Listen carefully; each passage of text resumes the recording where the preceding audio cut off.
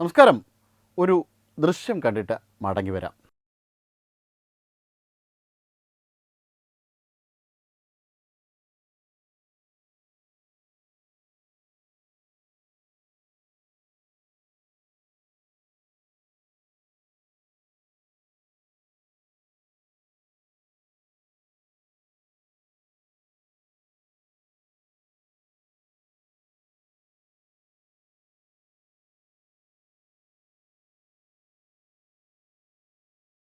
കണ്ടു കാണുമല്ലോ.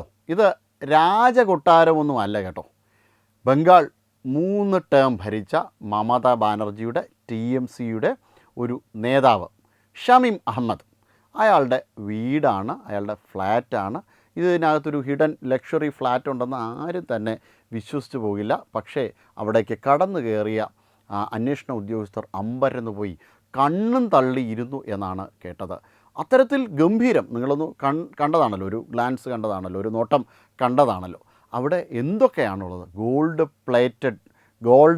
പ്ലേറ്റ് ചെയ്ത വളരെ ഈ തേക്കിലൊക്കെ ഉണ്ടാക്കിയ കട്ടിൽ, അതോടൊപ്പം തന്നെ ഗോൾഡൻ സോഫകൾ, വളരെ വിലപിടിപ്പുള്ള ധാരാളം വസ്തുക്കൾ, കിലോ കണക്കിന് സ്വർണം, ഇതൊക്കെയെല്ലാം ഇതിൻ്റെ സീക്രട്ട് ബേസ്മെൻറ്റിലൊക്കെയാണ് ഇത് സൂക്ഷിച്ചിട്ടുള്ളത്. അപ്പോൾ അത്തരത്തിൽ വളരെ സുരക്ഷിതമായി ഇത്രയധികം അഴിമതി പണമാണ് 15 വർഷം കൊണ്ട് അവരുടെ ഒരു നേതാവ് നേടിയെടുത്തത്. മറ്റു പലരും ഈ ആൾക്കാരെക്കുറിച്ച് പറയുമ്പോൾ അഭിഷേക് ബാനർജിയൊക്കെ ഒരു സ്ഥാനാർത്ഥിക്ക് 5 കോടി രൂപയാണ് അവിടുത്തെ വാങ്ങുന്നത്. ഒരാൾക്കൊരു ടിക്കറ്റ് കൊടുത്താൽ 5 കോടി രൂപയാണ് വാങ്ങുന്നത്. 5 കോടി രൂപ മുടക്കി മന്ത്രിസ്ഥാനം നേടിയെടുക്കുകയും പിന്നീട് ബംഗാളിനെ കട്ടുമുടിക്കുകയുമാണ് TMC ചെയ്തുകൊണ്ടിരുന്നത്, TMCയുടെ MLA മാർ ചെയ്തുകൊണ്ടിരുന്നത്. ഇനി ഇവർ ഏൽപ്പിച്ച ഐപാക്കിൻ്റെ കാര്യമാണെങ്കിലും അവരും കുറേ പൈസ വാങ്ങുന്നുണ്ട്. ഇത് നിരന്തരം അവിടെ സംഭവിക്കുന്ന ഒരു കാര്യം തന്നെയാണ്. മമതാ ബാനർജിക്ക് ഒരു അഴിമതിരഹിത മുഖമൊക്കെ ആദ്യം ഉണ്ടായിരുന്നു. പക്ഷേ അങ്ങനെയൊന്നും അല്ല മമത കാണിച്ചതെന്ന് ഇപ്പോഴാണ് തിരിച്ചറിയുന്നത്. ജനം ഒന്നടങ്കം ഇളകി മമതയ്ക്കെതിരെ വോട്ട് ചെയ്തത് അവിടുത്തെ ഹിന്ദു വിരുദ്ധത കൊണ്ട് മാത്രമല്ല, ഈ അഴിമതി കൊണ്ടാണ്. മമത ഇതിനെയൊക്കെ തേച്ചു മിനുക്കി നന്നാക്കിയെടുത്ത് മമതയുടെ പക്ഷത്ത് നിർത്തുകയായിരുന്നു കുറേ കാലം. അതോടൊപ്പം തന്നെ മമത വിരട്ടിക്കൂടി ആൾക്കാരെ നിർത്തുകയായിരുന്നു. ഹിന്ദുക്കളെ വിരട്ടുവാൻ വേണ്ടിയിട്ട് മുസ്ലിങ്ങളെ ഉപയോഗിക്കുന്നുണ്ട്, ഷെയ്ഖ് ഷാജഹാനെ പോലുള്ള ഭീകരവാദികളെ ഉപയോഗിക്കുന്നുണ്ട്. അവർ നേരിട്ട് ഈ ശൗചാലയങ്ങളൊന്നും ഇല്ലാത്തത് കൊണ്ട് പുറത്തേക്ക് ഇറങ്ങുന്ന സ്ത്രീകളെ പിടിച്ചു കൊണ്ടുവന്ന് അവിടുത്തെ പാർട്ടി ഓഫീസുകളിൽ വെച്ച് മാനഭംഗപ്പെടുത്തുന്നുണ്ട്. അങ്ങനെ ഒരു ഗതിയും പരഗതിയും ഇല്ലാതെ അവിടുത്തെ ഹിന്ദുക്കൾ പരക്കം പാഞ്ഞു, അവിടുത്തെ ജനത പരക്കം പാഞ്ഞു. 34% മുസ്ലിങ്ങളുള്ള മണ്ഡലങ്ങളിൽ പോലും BJPക്ക് വിജയിക്കുവാൻ കഴിഞ്ഞതൊക്കെ അതുകൊണ്ടാണ്. അങ്ങനെ മമത കഴിഞ്ഞ 15 വർഷക്കാലം ബംഗാളിനെ അടിമുടി നശിപ്പിക്കുകയായിരുന്നു. ആ മമതയുടെ കീഴിലുള്ള ഒരു MLAയുടെ വീടാണ്, ഫ്ലാറ്റാണ്, രഹസ്യ ഫ്ലാറ്റാണിത്. മമത എന്തുമാത്രം നേടിയിട്ടുണ്ടാകും? പലതരത്തിലുള്ള അഴിമതിയാണ് ഈ അടുത്ത സമയത്തുണ്ടായ കള്ളപ്പണം ഉൾപ്പെടെയുള്ള പല കാര്യങ്ങളും. ബംഗ്ലാദേശിൽ നിന്ന് എത്രയധികം ഫണ്ടുകളാണ് ഒഴുകി ഇന്ന് ഭാരതത്തിലേക്ക് വന്നിട്ടുള്ളത് പല വഴിക്ക്. ബംഗ്ലാദേശിലെ ഫണ്ടെന്ന് പറയുമ്പോൾ അത് പാകിസ്ഥാനിൽ ലഭിക്കുന്ന ഫണ്ടാകാം. ഭാരതത്തിൽ ഭീകരവാദ പ്രവർത്തനങ്ങൾ നടത്തുവാൻ വേണ്ടിയിട്ട് ഈ നാട്ടിലുള്ള ജനതയുടെയൊക്കെ ഫണ്ടുകൾ ബംഗാളിലേക്ക് എത്തിയിട്ടുണ്ടോ എന്നതിനെക്കുറിച്ച് കൃത്യമായി സമഗ്രമായൊരു അന്വേഷണം തന്നെ നടക്കുന്നുണ്ട്. അത്തരത്തിൽ അന്വേഷണത്തിൻ്റെ ഭാഗമായിട്ടാണ് ഈ സ്ഥലങ്ങളൊക്കെയും അന്വേഷണ ഏജൻസികൾ ചെന്ന് കാണുന്നത്. അപ്പോൾ അതിൻ്റെ അവിടുത്തെ ദൃശ്യങ്ങളാണ് നമ്മളിപ്പോൾ കാണുന്നതെന്ന് ആലോചിച്ച് നോക്കി നോക്കൂ. എത്രമാത്രം ഈ നാടിനെ നശിപ്പിക്കുന്ന ഒരു ക്യാൻസർ ആയിരുന്നു TMC എന്ന്. അടുത്ത തവണ എന്തായാലും TMC ഒരു കാരണവശാലും അതിൽ ഒരു MLA പോലും വിജയിക്കുവാൻ പോകുന്നില്ല. ഇപ്പോൾ തന്നെ പകുതിയിലേറെ MLA മാർ BJPയിലേക്ക് പോകാൻ തയ്യാറായി നിൽക്കുകയാണ്. അതിൻ്റെ ചർച്ചകളുടെ പ്രാരംഭഘട്ടം തുടങ്ങിക്കഴിഞ്ഞു. എന്തായാലും മമത അടിമുടി വിറച്ചു കഴിഞ്ഞു. കോടതി പോകാൻ പോലും നിവർത്തിയില്ല. പുറത്തേക്കിറങ്ങിയ ജനം കൂകും. ഈ ഭീകരവാദി എന്നൊക്കെ പറഞ്ഞുകൊണ്ടാണ് മമതയെ അഭിസംബോധന ചെയ്യുന്നത്. അത്തരത്തിൽ മമത ഈ ബംഗാളിനെ ചുട്ടുകരിച്ചതിന് പ്രതിഫലമായിട്ട് അവിടുത്തെ ജനത പലിശയുടെ പലിശയും ചേർത്ത് ഇപ്പോൾ തിരിച്ചു കൊടുക്കുവാൻ തുടങ്ങിയിട്ടുണ്ട്. എന്തായാലും ബംഗാളിൽ മമത നടത്തിയ എല്ലാതരം നീക്കങ്ങൾ, അവിടെ രാമനവമിക്കെതിരെ, ദുർഗാപൂജയ്ക്കെതിരെ, അവിടുത്തെ ഹിന്ദുക്കൾക്കെതിരെ മമത നടത്തിയ എല്ലാ നീക്കങ്ങൾക്കും ബദലായിട്ട് വളരെ ശക്തമായ രീതിയിലുള്ള തിരിച്ചടി തന്നെ മമതയ്ക്ക് അവിടുത്തെ ജനത പലിശയുടെ പലിശയും ചേർത്തുകൊണ്ട് കൊടുക്കുന്നുണ്ട്. അവിടെ നടത്തിയ അവരുടെ വില്ലന്മാർക്ക് എല്ലാവർക്കും തന്നെ TMCയുടെ ഗുണ്ടകൾക്കെല്ലാം കഴിഞ്ഞ 2021 തെരഞ്ഞെടുപ്പിന് ശേഷം എന്തായിരുന്നു അവിടുത്തെ അക്രമ പ്രവർത്തനങ്ങൾ? അവിടെ തെരഞ്ഞുപിടിച്ച് ആക്രമിക്കുകയായിരുന്നു ഹിന്ദു വീടുകൾ, തെരഞ്ഞുപിടിച്ച് ആക്രമിക്കുകയായിരുന്നു ഹിന്ദു സ്ത്രീകളെ.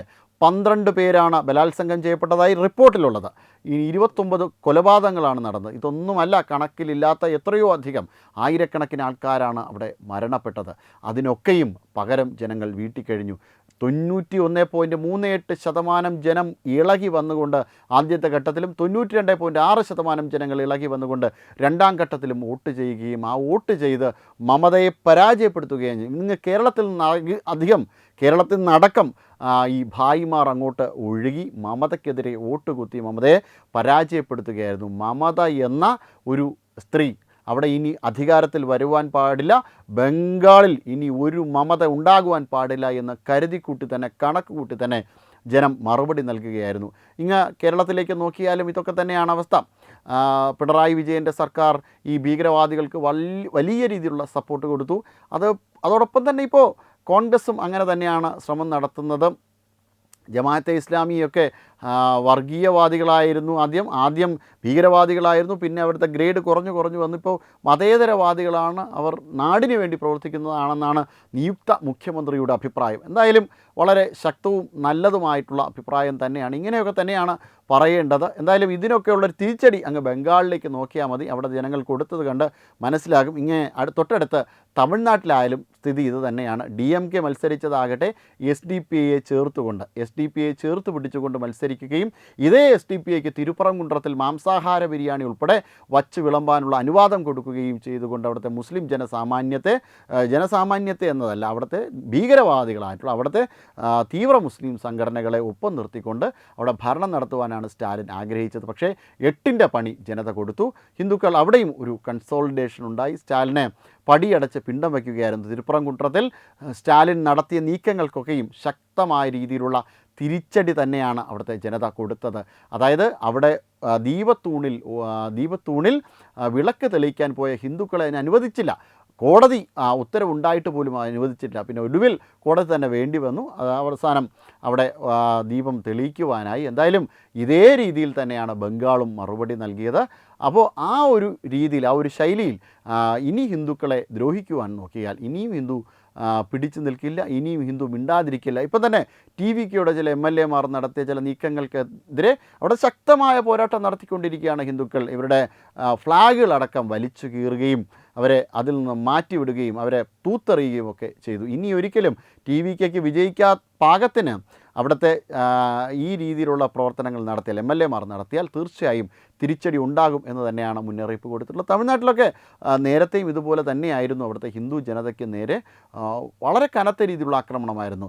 രാമസേതുവിനെ പോലെ ഉള്ള പുണ്യസങ്കേതങ്ങൾ നശിപ്പിക്കുവാൻ ശ്രമം നടത്തിയപ്പോൾ പോലും അവിടുത്തെ ഹിന്ദുക്കൾ ആ സമയത്ത് വലിയ പ്രക്ഷോഭമൊന്നും നടത്തിയില്ല. പക്ഷേ അത് പരാജയപ്പെടുകയായിരുന്നു. വളരെ ശക്തമായ പ്രക്ഷോഭം RSS നടത്തിയതിൻ്റെയൊക്കെ പേരിൽ. എന്തായാലും അത്തരത്തിലുള്ള നീക്കങ്ങളെയൊക്കെ ഇപ്പോൾ പടിയടച്ച് പിണ്ടം വയ്ക്കുകയാണ്.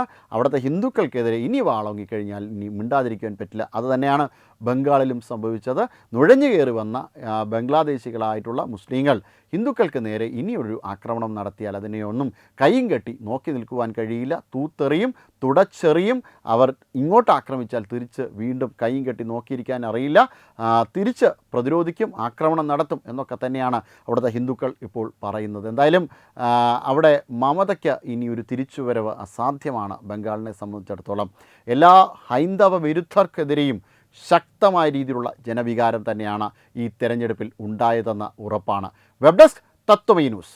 വിട്ടുവീഴ്ചയില്ലാത്ത നിലപാടുകളുമായി ദേശീയതയുടെയും സമാജത്തിൻ്റെയും ശാക്തീകരണത്തിനു വേണ്ടി തത്വമയിയുടെ ജൈത്രയാത്ര തുടരുകയാണ്. യൂട്യൂബിൽ മാത്രം തത്വമയിക്ക് 10 ലക്ഷം സബ്സ്ക്രൈബേഴ്സിലേക്ക് എത്താൻ ഏതാനും ചുവടുകൾ മാത്രമാണ് ബാക്കി. മറ്റ് സോഷ്യൽ മീഡിയ പ്ലാറ്റ്ഫോമുകളിലും തത്വമയിയുടെ നിറസാന്നിധ്യം തുടരുകയാണ്. ഈ അവസരത്തിൽ ഞങ്ങൾക്ക് നിങ്ങളോടുള്ള അഭ്യർത്ഥന ഞങ്ങളോടൊപ്പം നിൽക്കുക എന്നുള്ളതാണ്. നിങ്ങൾ ഉപയോഗിക്കുന്ന ഏത് സോഷ്യൽ മീഡിയ പ്ലാറ്റ്ഫോം ആണെങ്കിലും ഞങ്ങളുടെ വരിക്കാരാകുക, ഞങ്ങളെ സബ്സ്ക്രൈബ് ചെയ്യുക, നിങ്ങളുടെ സുഹൃത്തുക്കളിലേക്ക് തത്വമയിയുടെ ഈ സന്ദേശം പ്രചരിപ്പിക്കുക. ഞങ്ങളോടൊപ്പം നിൽക്കൂ, രാഷ്ട്രത്തോടൊപ്പം നിൽക്കൂ, ദേശീയതയ്ക്കൊപ്പം സഞ്ചരിക്കൂ.